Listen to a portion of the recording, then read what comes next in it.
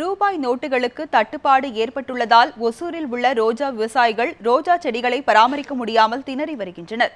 ஒசூரில் உள்ள ரோஜா விவசாயிகள் பசுமை குடில் அமைத்து சொட்டு நீர் பாசன முறையில் ரோஜாப்பூ சாகுபடி செய்து வருகின்றனர்.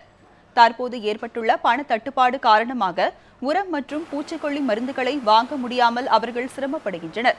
மேலும் ரோஜா செடி பராமரிப்புக்கு வரும் தினக்கூலி பணியாளர்களுக்கு சம்பளம் கொடுக்க முடியாத நிலையும் ஏற்பட்டுள்ளது.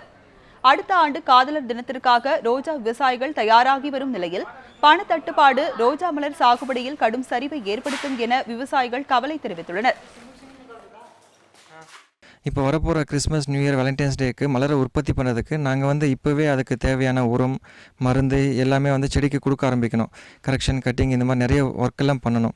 இப்போ மருந்து உரம் வாங்குறதுக்கு எங்களுக்கு பார்த்திங்கன்னா ஒரு ஏக்கருக்கு ஒரு மாதத்துக்கு 1.5 லட்ச ரூபா வரைக்கும் செலவாகும். அந்த 1.5 லட்ச ரூபாய் எங்களால் ட்ராப் பண்ண முடியல.